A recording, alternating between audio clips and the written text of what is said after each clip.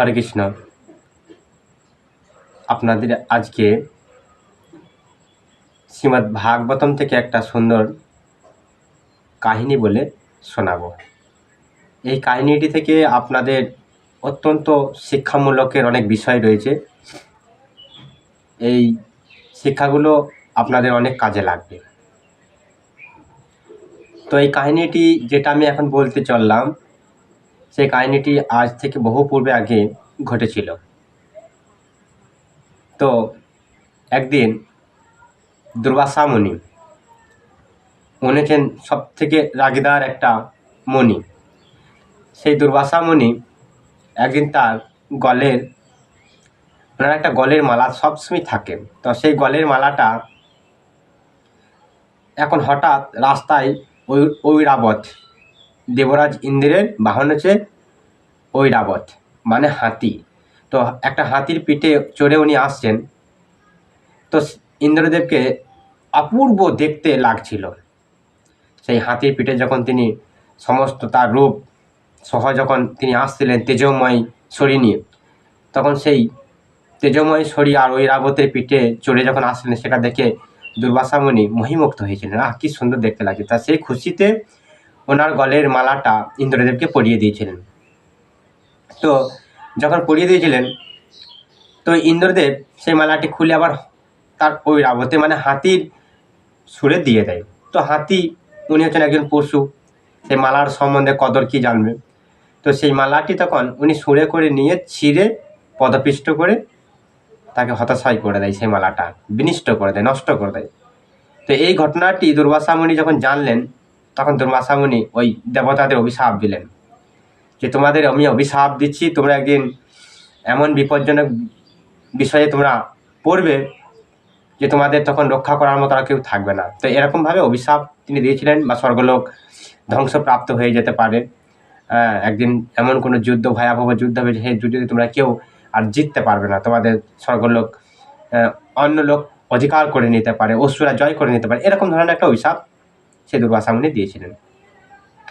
তো এই বিপজ্জন্য ঘটনাটি ঘটার পর কিছুদিন পূর্বেই স্বর্গলোকের অসুরগণরা অত্যাচার শুরু করেছিলেন। সেই অত্যাচারে ওনারা অনেক চেষ্টা করেছিলেন তাদের সঙ্গে যুদ্ধ করে তাদের অধিকার ছিনিয়ে নেওয়ার জন্য, কিন্তু তারা বিফল হচ্ছিলেন। কেন না, দুর্বাসা ঋষির অভিশাপ ছিল। তো এইভাবে যখন ওনারা বিফলের পর বিফল যখন ওনারা সম্পূর্ণ পরাস্ত হচ্ছিলেন, তখন আস্তে আস্তে ওনারা দেখলেন যে সত্যি আমরা এনাদের সঙ্গে পারছি না, আমাদের পেরোতে পারছি না, আমাদের স্বর্গলোক দখলে চলে যেতে পারে, আমাদের সমস্ত কিছু সৌন্দর্য নষ্ট হয়ে যেতে পারে। তখন ভগবানের কাছে ওনারা শরণাপন্ন হলেন। তো প্রথমে ব্রহ্মার কাছে গেলেন। ব্রহ্মা ওনাদেরকে নিয়ে সেই ক্ষীরের সেই সমুদ্রে পাড়ে গিয়ে বার্তা প্রেরণ করলেন ভগবানকে বললেন এই ব্যাপার। তখন ভগবান বললেন ঠিক আছে, কোনো অসুবিধা নেই। তো তোমরা এক কাজ করো, অসুর আর দেবতা মিলে যে যুদ্ধটা শুরু হয়েছে সেই সবাইকে ডেকে নিয়ে আসো, নিয়ে এই ক্ষীর সমুদ্রে তোমরা সমুদ্র মন্থন পাড়ি দাও।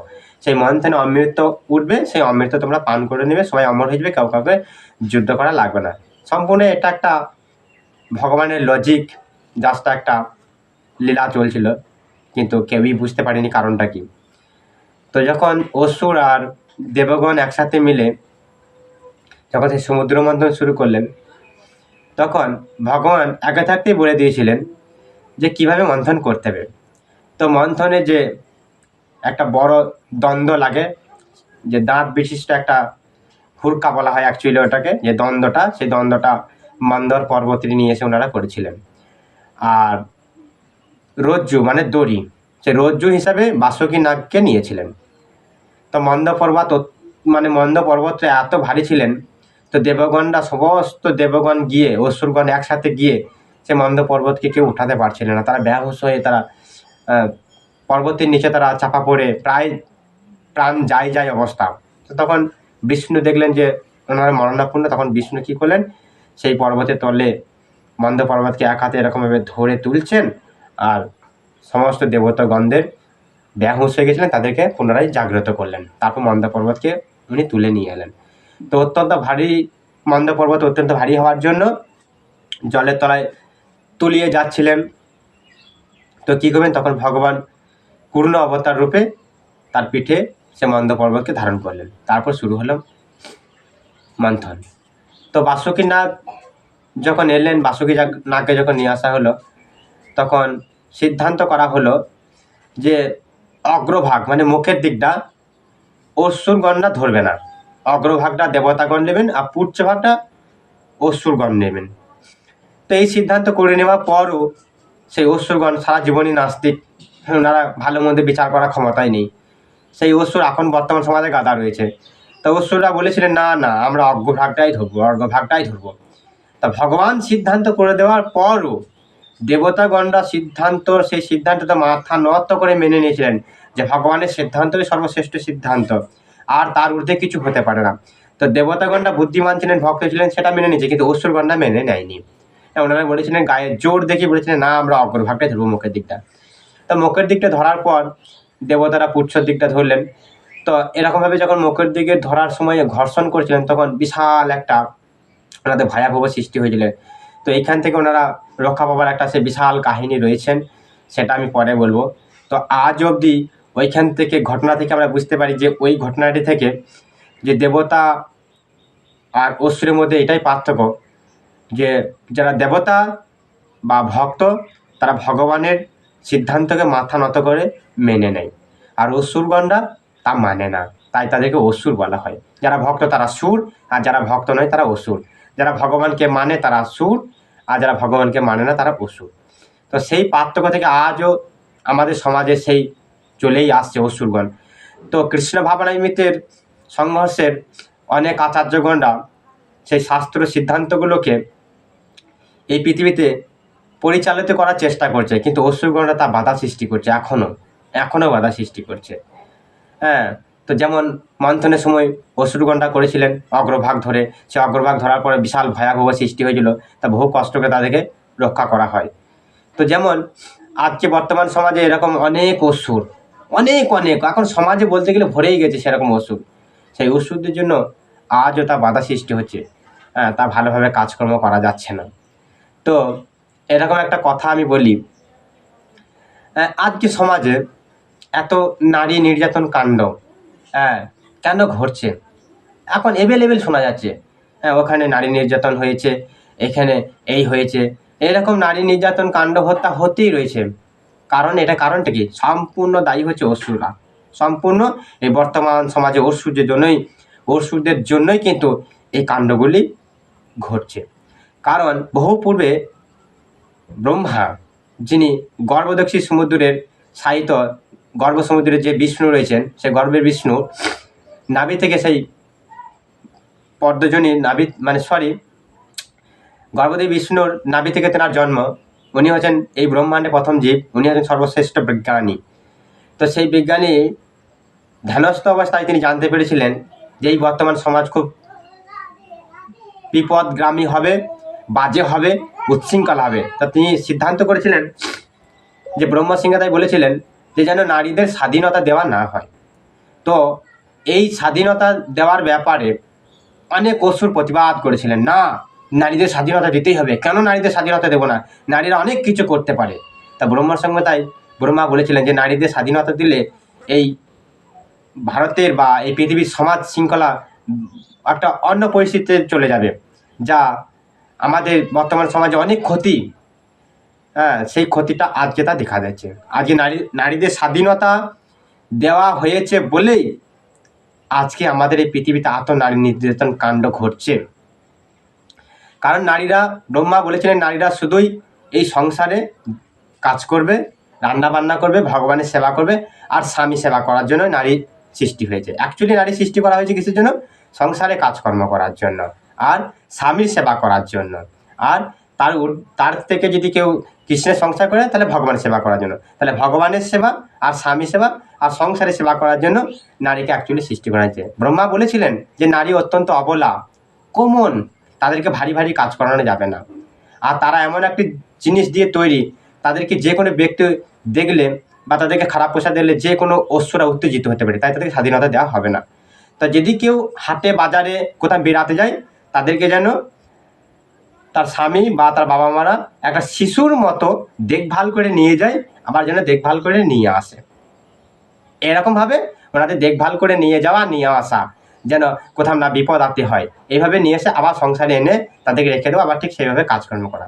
তা বাইরে নিয়ে যাওয়া যেতে পারে, কিন্তু শিশুর মতো দেখভাল করে, তার থেকে বেশি স্বাধীনতা দেওয়া যাবে না। কিন্তু অসুররা প্রতিবাদ করেছিলেন, না, নারীদের স্বাধীনতা দিতে হবে। কারণ তারা চেয়েছিলেন একটা কারণের জন্য। কি কারণ? পরে বুঝতে পারবেন তাদের স্বাধীনতা চাওয়াটা কারণ কেন। তা সেই অসুররা স্বাধীনতা চেয়েছিলেন। হ্যাঁ, না, আজকে অনেক বাবা মা অসুর রয়েছে, আমার মেয়ে ডক্টরি করবে, আমার মেয়ে ডক্টর, স্বামী সরি দেশের সেবা করবে, হ্যাঁ, ডক্টর হয়ে দেশের সেবা করবে, মানুষের সেবা করবে। কেউ বলছে আমার মেয়ে প্রফেসর হবে, পড়াবে, হ্যাঁ, বিশাল চাকরি অফিসারি করবে। হ্যাঁ, অনেক অনেক মেয়েরা চাকরি করতে যায়, অফিসারি করতে, কিন্তু জানে না তার বাবা মারা আদৌ তারা কী চাকরি করে। হ্যাঁ, চাকরি না চাকরি। হ্যাঁ, তা সেই কলেজে প্রফেসর ডক্টরেট হচ্ছে, হ্যাঁ, তারা বাজে বিভ্রান্তকর একটা সৃষ্টিকর একটা ড্রেস পরে যাচ্ছে, তা সেই অসুররা তখন সেগুলোকে, সেই দুর্বলতার জায়গাগুলোকে সুযোগ নিচ্ছে, তারপর সেই নারীকে নির্যাতন করছে, হত্যা করছে। হ্যাঁ, তা কারণটা কি? স্বাধীনতা দেওয়ার জন্য। আজ যদি তারা ডক্টর না হতো, আজ যদি তারা বাইরে না বেরোতো, আজ যদি তারা যদি চাকরি না করতে যেত, আজ যদি তারা কলেজে প্রফেসর হয়ে হাটে বাজারে রোডে ঘাটে যদি ঘুরে না বেরাতো, তাহলে কিন্তু এগুলো কখনোই ঘটতো না। আর এই সুযোগটা নেওয়ার জন্যই এখনকার বর্তমান সমাজের অসুরায় বিরোধিতা করেছিলেন যে ব্রহ্ম সংহিতায় কথা মানা যাবে না, নারীদের স্বাধীনতা দিতে হবে। হ্যাঁ, তো নারীদের স্বাধীনতা দেওয়ার জন্যই আজকে এই জগতের নারী নির্যাতন কাণ্ড ঘটেছে। তো আমারও একমত, সমস্ত ভারতবাসীর যত মানুষ রয়েছেন আমাদের শাস্ত্রকে অনুসরণ করা, আর পুনরায় অসুরদের মতন সমস্ত কিছুকে, যত শাস্ত্রের কথা রয়েছে সেগুলোকে বিরোধিতা করা, প্রতিবাদ করাটা আমাদের উচিত নয়। সেগুলোকে মাথা নত করে আমাদের মেনে চলাটাই আমাদের মঙ্গলজনক। তো হরে কৃষ্ণ। আজকে সেরকম অসুরের সঙ্গে আজকে বর্তমান সমাজের অসুরের এখনও তার মিল রয়েছে। তো আমাদের এইভাবে আমাদের যত রাজনৈতিক মুখ্যমন্ত্রী, প্রধানমন্ত্রী যত রয়েছেন, তাদেরকে এই নীতিগুলোকে অনুসরণ করা দরকার, শাস্ত্রের নীতিগুলোকে অনুসরণ করা দরকার। এই শাস্ত্রের নীতিগুলো অনুসরণ করে যদি তারা আজকে কার্যকলাপ করতে পারতেন, তাহলে আজকে সমাজে এরকম জঘন্যতার পরিস্থিতি কখনোই তৈরি হতো না। তারা জানেই না যে কীরকমভাবে রাজ্য শাসন করতে হয়। তার দেখতে হলে পরীক্ষিত মহারাজ এরকম শাসন করেছিলেন, সেই পরীক্ষিত মহারাজের কাছ থেকে অনেক জ্ঞান আমাদের নিতে হবে, কিন্তু আমরা তা গ্রহণ করি না। কেন না? অসুরদের প্রতিবাদ প্রচুর কঠোর হয়ে গেছে। তা হরে কৃষ্ণ, আমাদের চেষ্টা করতে হবে কৃষ্ণ ভাবনাই মিতের সংঘর্ষের জীবনযাপন করা। বুঝা গেল? আমরা যদি অস্ত্র নিয়ে খেলা করি তাহলে আমাদের হাত কাটবে, তাহলে ডাক্তারের প্রয়োজন। আর আমরা যদি অস্ত্রই না আনি তাহলে আমার ডাক্তারের কোনো প্রয়োজনই নেই, হাতই তো কাটবে না। বুঝা গেল?